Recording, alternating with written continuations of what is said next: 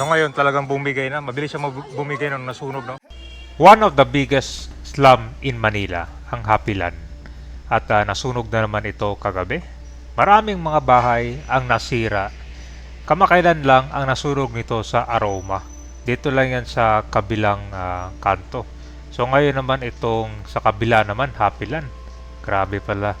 Halos ang nasira dito, temporary housing project. At saka marami na rin bahay ang nasira dito na pinagawa nila. Ito na yung mga extension. So ang sitwasyon ngayon dito halos wala. Wala silang karamihan ng mga gamit nila ay hindi naisalba. So tara, ikutin natin ngayon dito naman to sa Hapilan ng Manila. Ito po yung Kapulong. At ito po yung Hapilan. Ang buwan lang yung nakalipas nung nasunog. Doon naman malapit sa Aroma. Ngayon after ilang buwan, ang nasunog dito naman sa Hapilan. Grabe, kung nasunog dito, mga gabi na yun. Talagang napakalakas. So tara, tingnan natin dito naman tayo sa Hapilan. Grabe na, sunod-sunod yung sunog dito.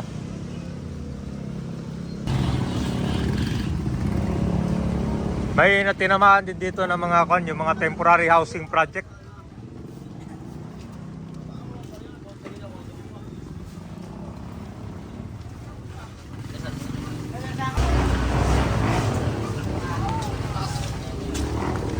Pa, bago lang talaga kasi umuusok pa ngayon.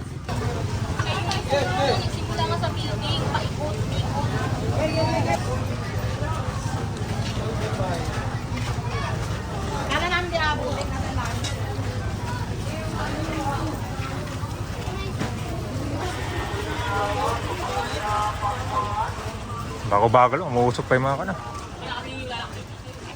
Buti na lang at umulan para mabilis upa yung pan. Apoy. Ito na pala yung nasira.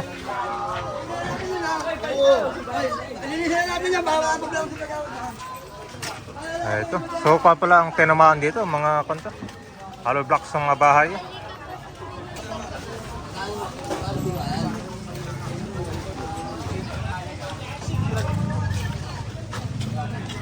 Naiwan dito yung mga kanta, mga hollow blocks. Sunog lahat ng mga kanto, bubong. Ilang beses na rin nasunugan tong lugar na to eh.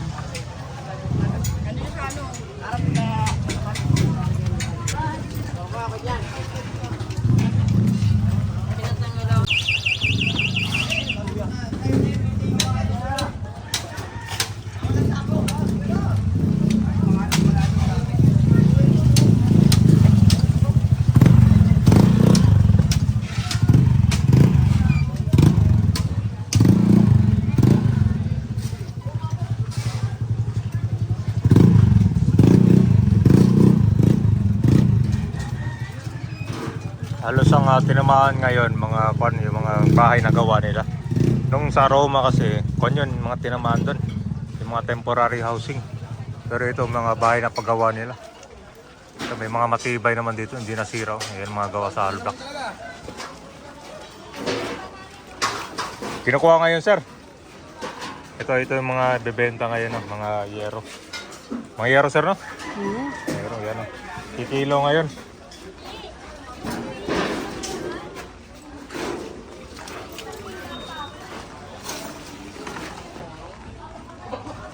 So ito yung sample na nasunugan dito.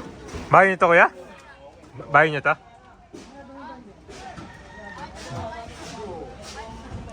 So halos karamihan ng mga nasunugan dito kabay, yung mga gawa sa na hollow blocks. Wala, itong mga yero ngayon, yan yung mga iniipon nila ngayon. Ito naka-ready na. Sinusort na nila para kanyan ibibenta.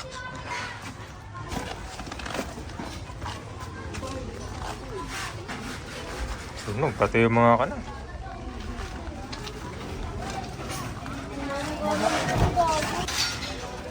Ay, yung estado. Hindi ka mabalik eh. Jade, harap ka, Jade.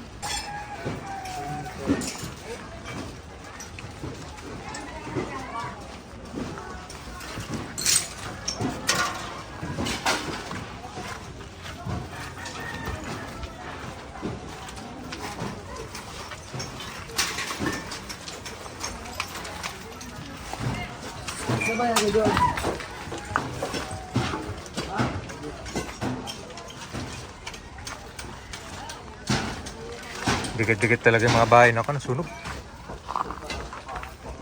Bahay niyo to, Nay? Hello? Bahay niyo to, Nay? Bako-bako. Kako, yan pwede ibenta. Magkano kilo ngayon ng gero?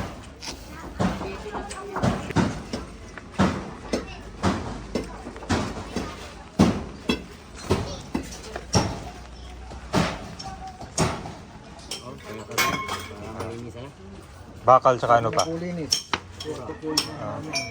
Pan sir, ano oras nagsimula yung sunog dito sir? 7:30 ng gabi?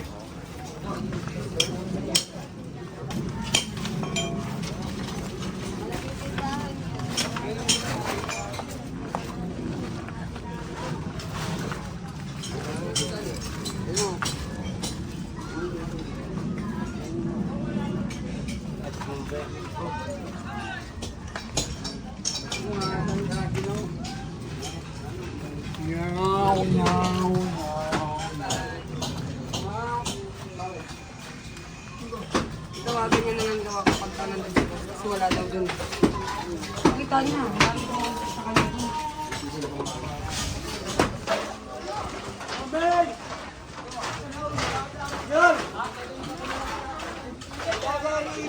Bibili ng ano.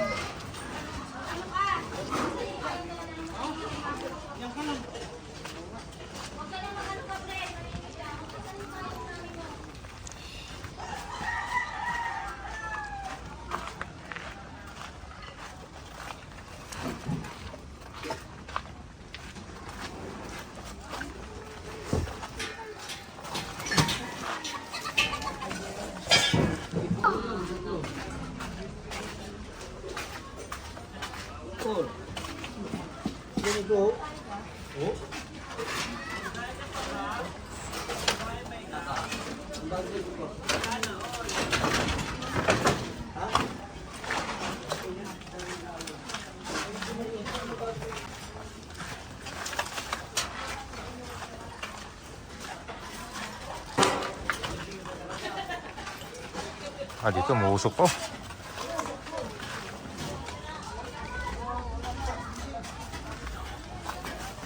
Hindi pa napula pala dyan, kuya. Hindi, ano lang yan, susunod yung taso. At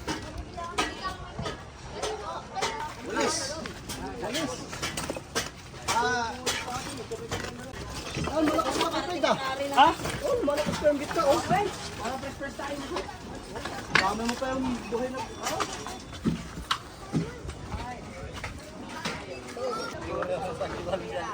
temporary housing, oh yeah. Nasunog din pala yung temporary housing dito. Ito yung mga temporary housing kabayan, yung mga nandito, ay yung mga galing sa Smoky Mountain. So nung na-picture kasi natin, di ba, sira-sira na to. So ngayon talagang bumigay na, mabilis siya bumigay nung nasunog, no? Kasi matagal na po yan eh. Paano to eh, wala na rin bubong yan, di ba? Butas-butas na. Oo. Yung iba, may mga natirang bubong. Dahil sa bagyo kasi yun eh. Sa may gitna na ito. Ano na? Albo na. May na yung bubong, full na. Kasi yun, babagsak na rin yun eh. Konting alubla lang yun eh. Oo. Hindi ka pwedeng panatilihin yan dyan kasi pag dyan pa rin yan. May mga bahay na. Konting ano lang yan, babagsak na yan eh. Talagang malambot na to, no? Oo. Lahat ng building. Kasi matagal na po yan eh. Yellow card nakuha niya na. Hindi po. Nagbigay na ba ng yellow card? Opo. Yeah? Di pa nga nagay na? Wala pa? Yung mga yellow card? Di pa nga natatapos yung pila dun eh. Bigay na. Tinasulo pa na nakaraan kaya sa Aroma. Oo, doon po yung sa kabila. Hanggang ngayon, di pa rin sila tapos. Dito naman, kapit bahay. Ano oras nagsimula yung sunog? Mga ano yun eh, alas 8 eh. Bakit daw nasunog? Adik na naman? Sinunog yung bahay niya. Sumigaw, sunod na bahay niya. Isang bahay lang nagsimula kanina. Opo. Sana yung bahay na yun nasunog. Yun yung sa kabila eh. Kabila ba? Punta, ano kaya yung ganyan? Ah, Kasi may makikita pa po mga bahay-bahay. Ay mga building din na nasunog. so ngayon kaya ano yung pwedeng ikilo ngayon dito? Maliban sa yero. Yung mga ganito. Ito, anong tawag nito? Baka lang po yan eh. Bakal. Ay, mga ganyan. Mabigat din to. Mabigat na po yan.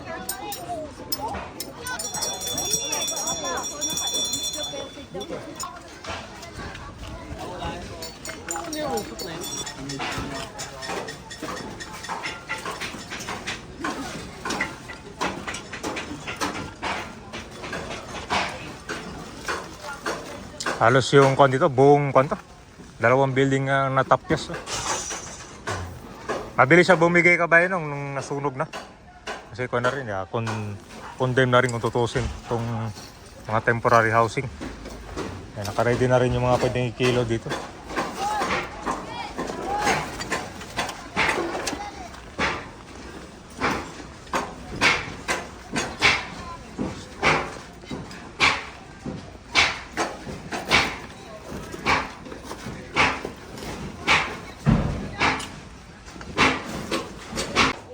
Ano yung malakas oh? Ano ba yun? Tanso ulit yan? Hindi. Kaya pa yan. Ayun oh. Hindi pa palakan. Kung hindi pa tapos, umusok pa rin. No?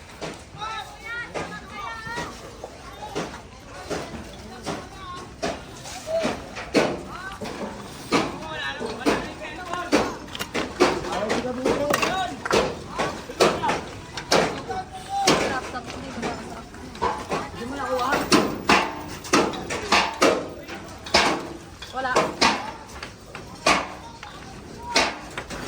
Hindi pa. Wala nang kuryente, no? Wala na. Ito pala yung ilalim niya.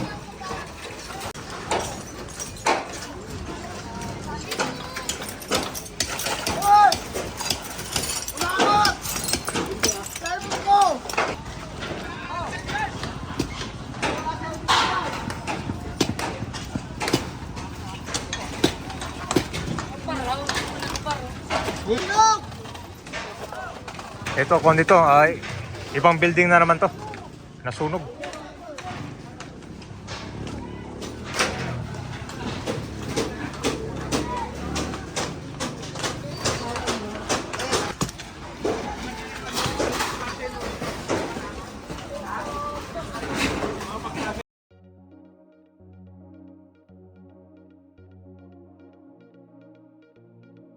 Ito po yung sa Happyland. Ang nawasak ng mga bahay dito sa likod.